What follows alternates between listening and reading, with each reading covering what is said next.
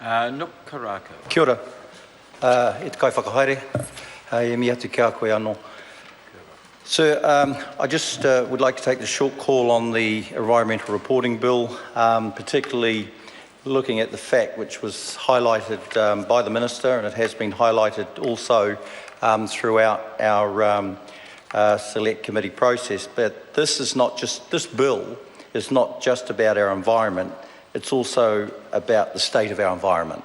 And I think that's a really important and pertinent point. But moving, sir, to part two of the Environmental Reporting Bill, it was a great pleasure to be able to be part of this select committee, sir, to discuss, debate and find consensus with this bill, particularly around two things. The Treaty of Waitangi clause around, instead of, it just sort of mentioning the principles. Order. And then we move to... The member, when I stand up, he sits down, and it's really important when he's speaking to part two of the bill that he doesn't speak to the bits that are in part one, and he's just started doing that. Mr. Chair, so moving in from that part, sir, of the treaties through to Te Ao Māori, and I want to speak about some of the amendments before I get there, though. And so probably the first one, which was the amending of Clause 7 and 10 to replace economic benefits with economy, so that was both sort of positive and negative economic impacts would be included, sir, in the domain and synthesis reports as well. But moving, sir, to the next part of it, which concerned the first domain report, so removing a specific date for the release of the first synthesis report from Clause 8, and then instead change the Clause 11 to require that the first domain report be published within 18 months of the bill's commencement.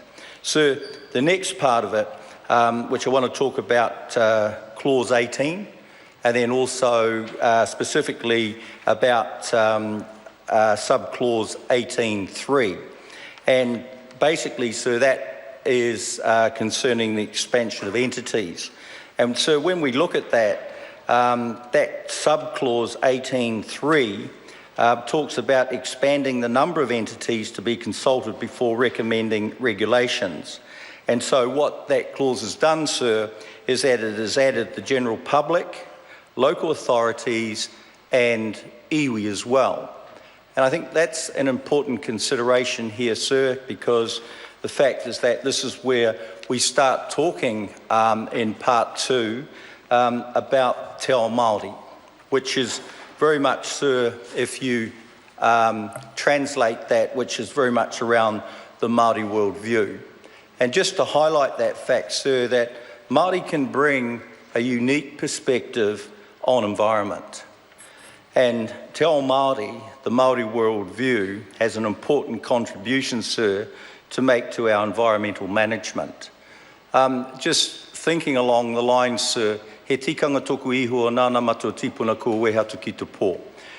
That means that those tikanga, those ways, particularly when we talk about the environment, have been handed down from one generation to the next. And that Te Ao Māori interpretation also, sir, to me, in this bill is reflected as that Māori have the opportunity to be able to have their input, particularly when we look at the framework, when we look at the part where we've got, where are the pressures, what are the state of them, and then what is the impact. And when we look at the impact of that, sir, particularly around when Māori look at their supply of mahinga kai and all of those traditional things, sir, that actually revolves around water. So that, to me, sir, is a very, very significant part of the bill that Te Ao Māori can be actually included in this. Just the analogy when we talk about Papatuanuku, the Earth Mother, and particularly the analogy of that when we look at relating it to the body of a human being.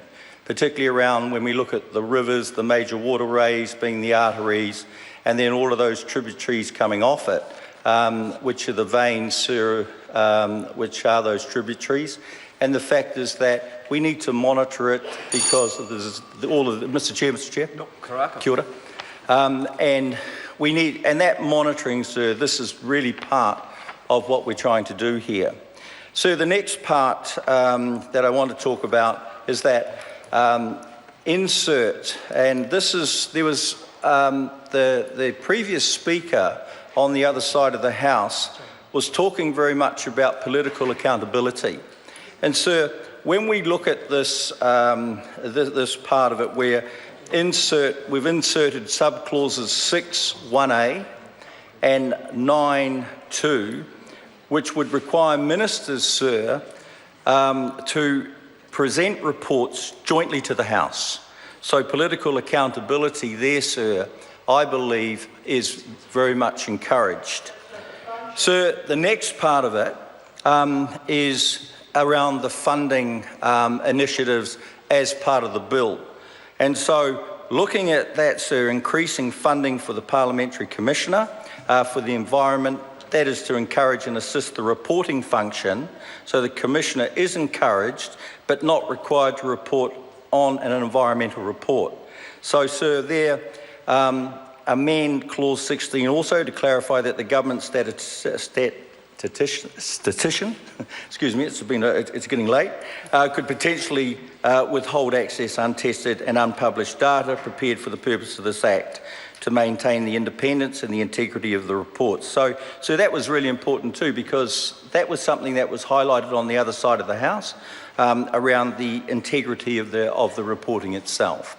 So finally, just to cover off, is that this particular part, or this bill itself, and particularly in part 2, so by mandating credible environmental information, an accurate picture of the environment is created so debate can focus more on the environmental issues themselves, rather than whether the reporting is accurate, comparable or representative as what's sort of previously occurred. So without genuinely independent and regular reporting on the state of the environment, we risk again falling into bad habits of the past and simply responding to the next crisis that comes along. That's what's been happening in some ways to date. So National is taking a proactive steps through this bill to ensure that this does not occur or continues to occur. So the scope of the reports mandated by the bill will be comprehensive, going beyond the program of environmental indicator updates that the Ministry for the Environment has produced in recent years. The other parts of that, sir, the reports will cover both the state of the environment and the pressures driving environmental trends and their impacts through easy to understand information. Importantly, sir, it will show us where we need to make the improvements. And the final part is that, sir, New Zealand is currently one of the only few countries, and it was highlighted by the Minister previously, that we're one of the very few countries, particularly with the OECD, without a legislative basis for national environmental reporting. This new environmental reporting system, sir, will for the first time give us the robust basis on which to track how we are performing compared to our trading partners, facilitating international benchmarking and comparability. Sir, where possible, the system will align with international reporting. So that's really just a short overview, particularly around what this bill is about, some of the important parts of it, particularly in part 2, and then what is actually trying to be achieved through this legislation. Kia ora.